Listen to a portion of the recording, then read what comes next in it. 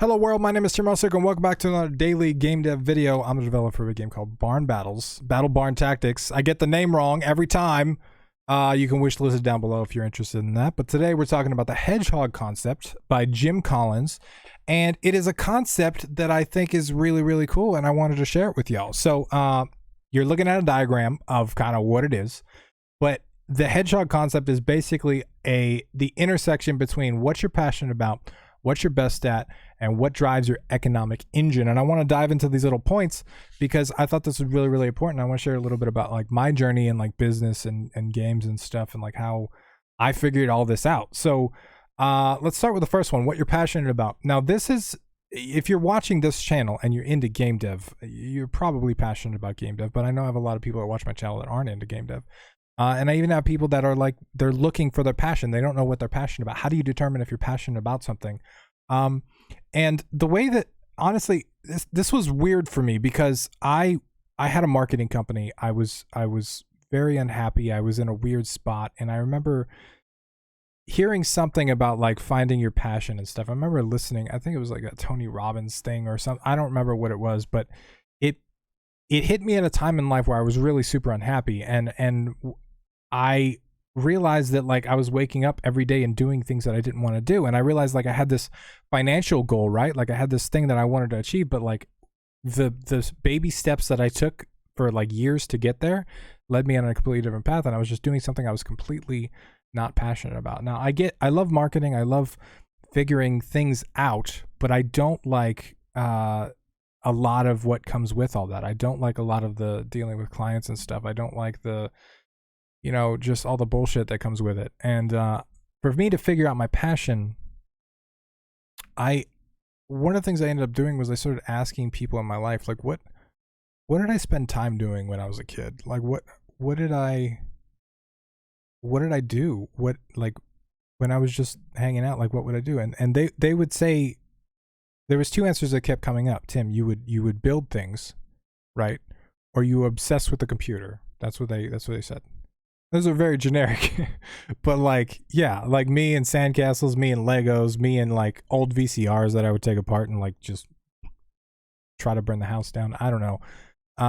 But that's kind of always what I did. And then I started remembering like how many games I played when I was a kid and how a lot of the enjoyment that I got out of life was from me and my brother hanging out and playing games together. And that's when I kind of circled back to game dev. And that's, you know, if you've been on the channel, you know the whole story. I sold my company in 2015, started game dev Underground, started documenting my journey in games and all that stuff. And that was kind of how I found my passion. And the weird thing was, it was there all along, but I never knew it was there. Like this was the thing that I did as a kid. This is the thing I would do whether I got paid for it or not. This is the thing like that I'm extremely passionate about, and I feel like I could do forever. And yes, you go through burnout and stuff and ups and downs and all that great stuff, but I found my passion by identifying the things I did as a kid when nobody was looking and nobody cared. So maybe that'll work for you. The next one on the thing is what drives your economic engine. So this was part of what drew me out of my passion is my whole economic engine. If you don't know what economic engine is, it's basically like the drive to like make money, right? The drive to make you optimize things to like, you know, build a profitable business or whatever it is. And for me, like I had this weird goal. I wanted to be a millionaire by the time I was 26. And I don't know why. I think I saw somebody on Twitter one time that said they were a millionaire by 26. And so I was like, I want to be a millionaire by 26. And so I went on this weird journey. I built a bunch of startups. I built like 5 different startup companies. None of them went anywhere. None of them even made money, even made $1. I abandoned the product after, you know, 3-6 months. I just kept starting and finishing things. And then finally, like I ended up with an opportunity in a marketing company. Well, in a real estate development company doing marketing, because I had experience with doing web design and stuff, so I kind of got in the door there. And then using them as a portfolio, I kind of was able to get other clients because I suddenly had this big huge client that had lots of properties, and each property needed a website. So I had like a portfolio of like 15-20 different properties immediately, which is pretty cool. But like that whole thing, I kind of lost sight of everything else, right? My economic engine is what drove me. Like I wanted to build a thing, and then that opportunity, then I would gain clients, then I would build this, then I took on a partner, and before I knew it, I was in this company I didn't even really want. I was just doing a bunch of stuff that I didn't really want to do, but I was after the money, man, and I was just following the trail, right? And financially it worked out okay, but it made me very unhappy. So your economic engine is the thing that is really profitable for you, that you can make profitable. And we've had discussions on the channel of indie games and how they're, it's a risk sometimes. Business is a risk in general, but then you take a business that can take a couple years for a iteration cycle of products, and then you throw in people that are primarily passionately driven, and they don't have their economic engine figured out. You get a lot of failures. But I'm a firm believer that if you're going to do your research and you're going to pay attention to people that have failed in the ways that they did before you, you can learn a lot. So your economic engine, what can you make profitable? That's what it is. And then this third one is what you're best at, and this is complicated here because what you're best at is going to be one of those things that you never really know, if you just ask what you're best at, how do you even quantify that? Where do you go? If you're not good at it, I mean, you can be good at a lot of things, but not great at something. And this is something I especially struggled with because I'm kind of a jack of all trades, right? I have fun as a solo developer, making sound effects and making art and programming and UI design and UX design and taking feedback and interacting. I like how wide the field is, right? There's so many different things to do. So figuring out what you're best at is complicated. And for me, one of the ways that I identified this was the old shotgun method. Okay, I did a bunch of shit. And then I was just like, you know what? I'm better at this thing than that thing. And YouTube is a great example. When I started Game Dev Underground started as a website, or it started as a Facebook page. And then it grew into a website. And then it grew into a blog. And then it grew into an email list. And then it grew into a YouTube channel. And it wasn't until I made the YouTube channel when I started picking up steam and I realized hey, maybe I got this gift for, I don't know, talking, I guess. I don't know. That's pretty much all I do is I just talk to a camera. But maybe there's something about me and a camera that is just, it works better than me and a blog or me and an email list or whatever. And that's when I started picking up steam on YouTube. And that only came about because I tried a bunch of things.